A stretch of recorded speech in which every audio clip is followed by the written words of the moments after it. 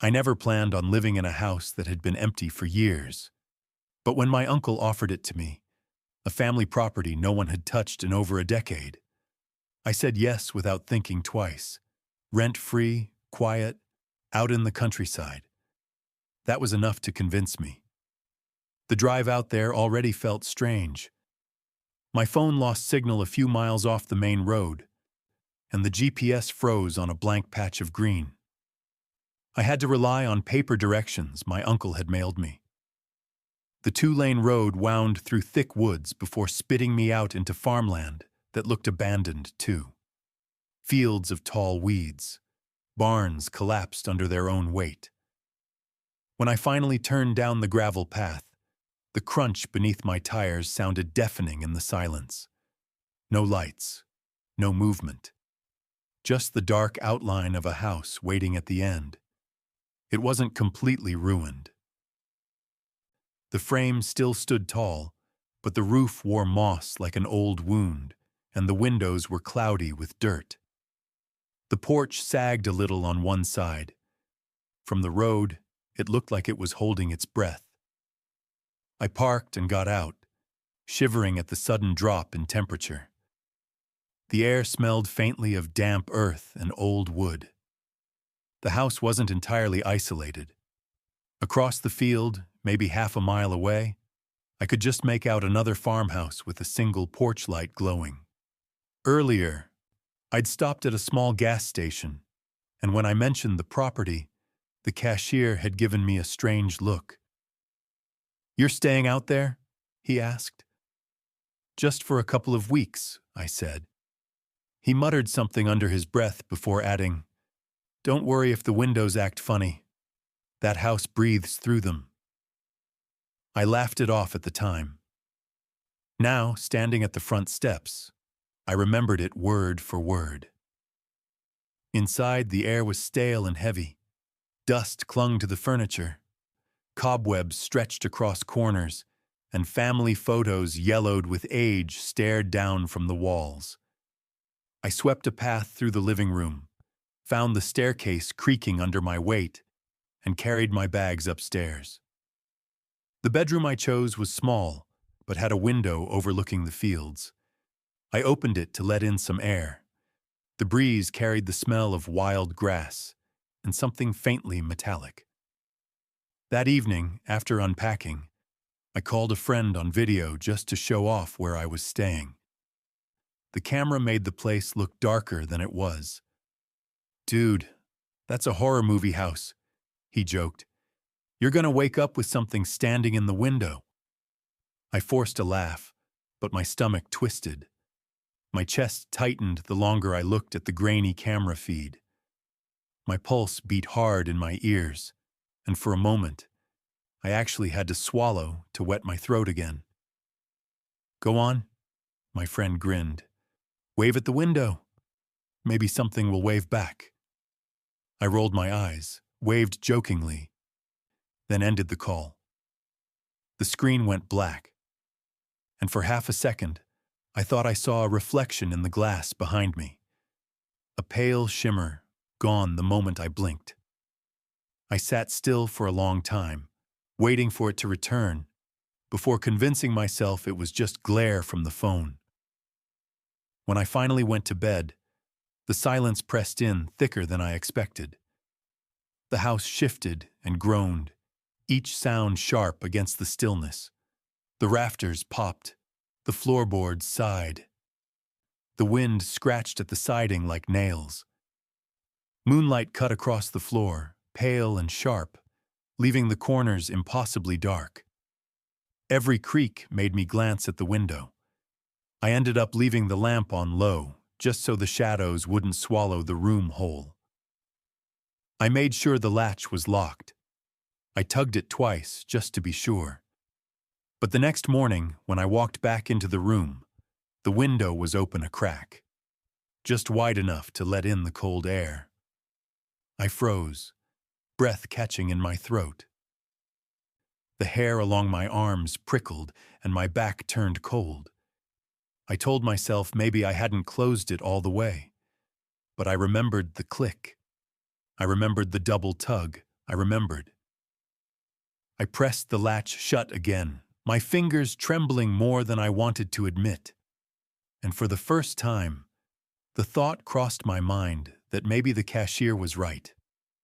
Maybe this house really did breathe. And worse, maybe it had been waiting. The second night started out like any other. I made a cup of instant coffee in the kitchen, trying to shake off the heaviness in my eyes. I even pulled out a notebook, jotting down reminders for work the next morning. For a few minutes, it almost felt normal. Just me, caffeine, and the tick of the clock. Then I heard it, a faint metallic clink. I froze, pen still hovering over the page. It sounded like a latch nudged just enough to move. I held my breath, straining to listen. Nothing followed. The silence felt heavier than before. I tried to dismiss it, muttering, "Old house," and bent back over the notebook. That was when the picture frame beside me rattled. Just a tiny shift, glass scraping against plaster as it tilted crooked on the wall. No draft, no footsteps, just that sound. My chest tightened, breath shallow. I forced myself up, flashlight in hand, and climbed the stairs. Each step creaked under my weight, the sound echoing in the stillness. At the top of the hallway, the air felt colder. And when I pushed open the bedroom door, my stomach dropped. The window was open again. The curtain ballooned inward on a freezing gust, snapping like a flag. The air inside the room was so cold, it burned as I inhaled. The latch dangled loose, though I knew I had locked it. I remembered the click, the double tug. I remembered. The draft carried a faint metallic tang, sharp at the back of my throat. My hand shook as I pushed it shut, sealing the latch tight again. My pulse pounded in my ears. Too loud, too fast. That was when I noticed the reflection. The dresser's old mirror was cloudy, warped, but clear enough to catch movement outside. A tall blur stood beyond the glass, darker than the yard behind it. I spun toward the window, and I saw it. A figure in the yard. Tall, thin, motionless, blacker than the night around it. The weeds stirred in the wind, but it didn't move. My throat locked. Instinctively, I started calculating distance. If it had taken 3 steps forward, it would have reached the porch. I realized I was measuring the space between us, bracing for it to close the gap. I stared until my eyes watered. I blinked once, and it was gone. The yard lay empty, silver grass rippling under the moon. Nothing else. I snapped on the exterior light, flooding the porch and lawn with harsh yellow glow. Still nothing. But the icy weight in my chest wouldn't leave. I backed away, closed the curtains tight, and sat on the bed with the flashlight clutched like a weapon. I tried to believe it was fatigue, that my brain was twisting shadows into something solid, but as I sat there, every creak in the house made me flinch. Every rattle of the latch convinced me it was being tested again. And sometime before dawn, in the blur between waking and sleep, I swore I heard it. The latch creaking once more. Soft, patient. By the third night, exhaustion had started to sink its claws into me. Every creak of the house felt sharper, every shadow heavier. I told myself I'd keep busy, make coffee, do some work, anything to remind myself I was in control. I brewed another cup, the bitter steam curling into the stale air, and sat at the desk with my laptop. The glow of the screen lit only a small circle of the room, leaving the corners in shadow. For a while, typing kept me grounded, until I saw the window. It wasn't open this time, but fogged. A pale, oval patch of condensation had bloomed across the glass, like someone had leaned close and breathed onto it. My scalp tingled. I rubbed my sleeve over the pain, clearing it. Darkness stared back. I tried to laugh it off. "Temperature change," I whispered. But my voice sounded too thin, too quick. Then, from the dresser, the radio crackled. A jagged burst of static ripped through the silence, so loud I flinched back in my chair. The radio wasn't plugged in. I hadn't touched it. The cord still hung coiled, unplugged. The hiss died as fast as it came. Before I could reach for it, the sound cut off. Silence fell again, heavier than before. My chest throbbed with each heartbeat, too fast, too loud. I grabbed my coat and forced myself downstairs, through the front door, out into the yard. The air outside was damp and thick with mist. The grass clung wet to my shoes as I circled the house. For a few moments, I let myself believe I'd find footprints. Proof. Something real to fight. But the ground lay untouched, just weeds swaying in the breeze. Then I froze.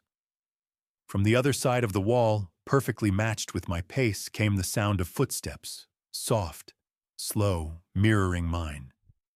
I spun toward the noise, scanning the mist. Nothing. Only the faint drip of water from the gutters. I forced myself back inside, heart hammering. Each step up the staircase felt like I was climbing into a trap. And when I reached the bedroom, the trap snapped shut.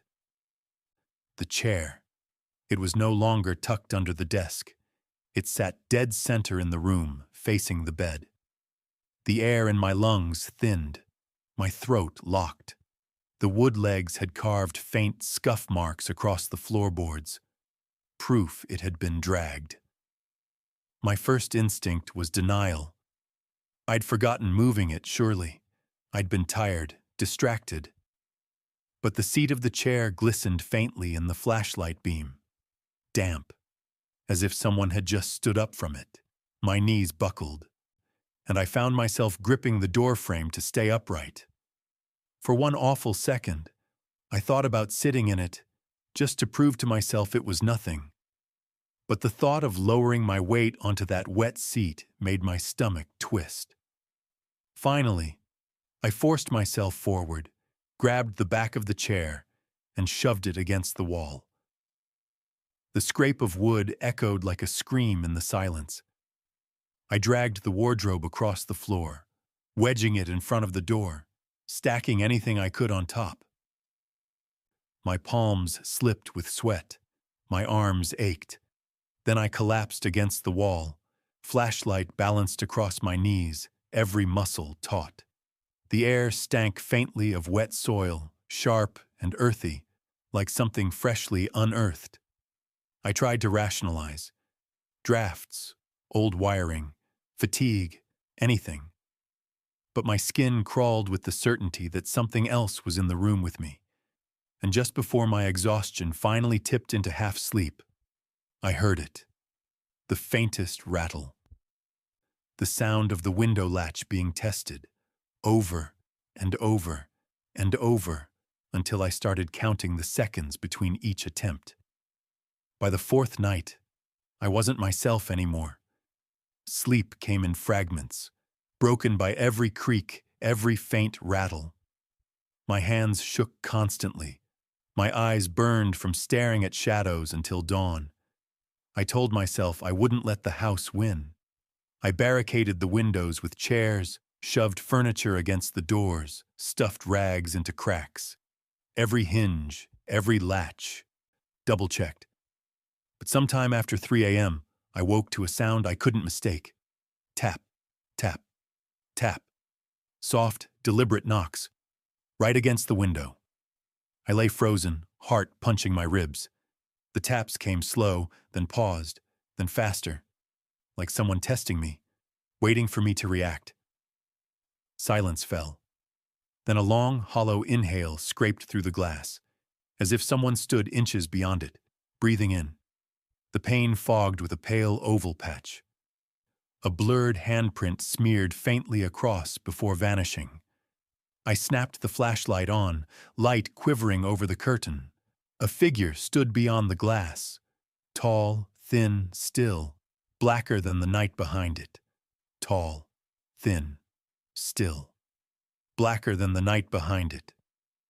It didn't flinch, didn't vanish. Just stood there, head tilted, patient. I stumbled backward, breath tearing out in shallow gasps. The taps returned, this time rapid, frantic, then stopping again, like it was toying with me. My pulse beat so loud, it drowned the silence. Then the sound erupted.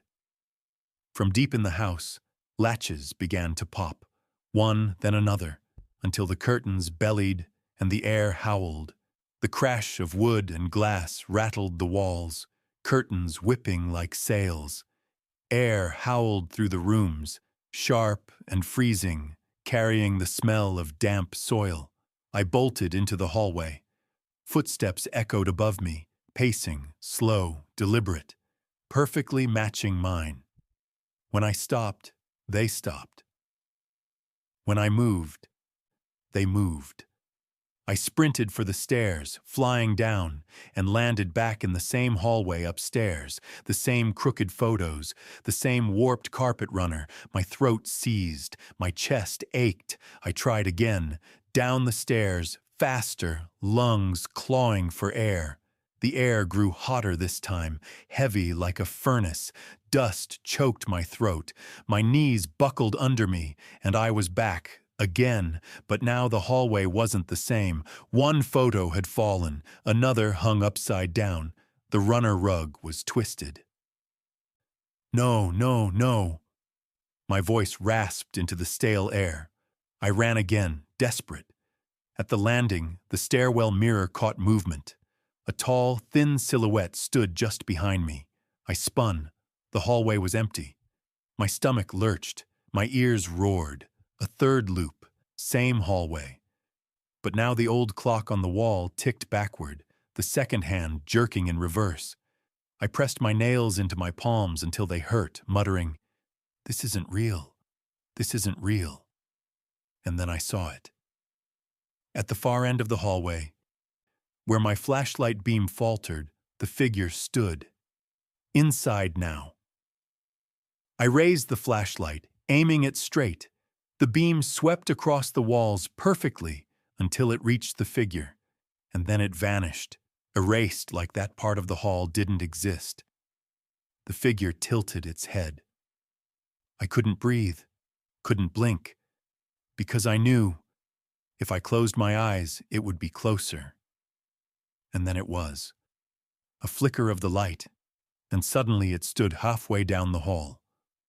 A single creak echoed. Like one step forward, yet I hadn't seen it move. I whimpered, staggering sideways, shoulder-tearing wallpaper as I pressed against the wall. The smell of soil filled my throat, damp and metallic. My heart stabbed at my ribs, every beat sharper than the last. I bolted, forcing myself down the stairs again. This time the kitchen tiles slammed under my shoes. The back door yawned wide, chain swinging free like it had been waiting. I ran through, tearing across the yard. Grass wet and slick against my legs. My lungs shrieked for air. I threw myself into the car, shaking so badly the keys slipped twice. The first turn of the ignition, nothing, just a cough. The second, engine gurgling, lights flickering, then dying. "Please!" My voice cracked. The third time, it roared alive, so loud I screamed with it. Headlights slashed across the yard, burning the house into view. It stood silent, still, every window shut, curtains drawn, as though nothing had happened at all. Except, for a heartbeat, I swore one window upstairs gaped open, curtain flapping, but in the instant I blinked, it slammed shut. I gripped the wheel until my hands hurt, chest heaving, too afraid to blink. Somewhere behind me, faint and patient, came one last tap. I forced myself to look in the rear view. The back seat was empty, but for half a second the cushion dipped as if carrying someone's weight, and I didn't dare turn around. I didn't drive home that night. I drove until the highway turned into unfamiliar back roads, until the fuel gauge blinked low. Only then did I pull over at a 24-hour gas station, parking under the fluorescent buzz of the lamps. I sat there with the engine idling, staring at the glass doors of the convenience store, trying to convince myself that normal life still existed. Inside, I bought coffee I didn't drink. The cashier glanced at me twice, maybe wondering why my hands wouldn't stop shaking. When he slid the change across the counter, he said quietly, "Those windows out there, they never stay shut, do they?" My breath caught. I didn't answer. I left with the paper cup burning my palm, sat in the car until the horizon began to pale. I thought about telling someone. The police, maybe. A friend? But when I tried to shape the words, nothing came out. What could I even say? That a house had been breathing, that its windows opened on their own. Instead, I drove to the nearest motel and paid cash for a room. I collapsed on the bed, fully clothed, promising myself I'd only rest my eyes. But I woke hours later to the sound. Tap, tap, tap.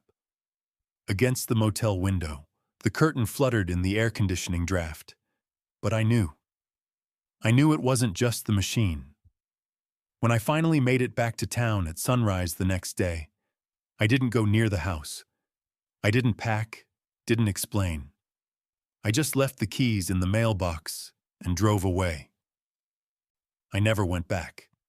But some nights, when the wind rattles my apartment windows, I hear it again.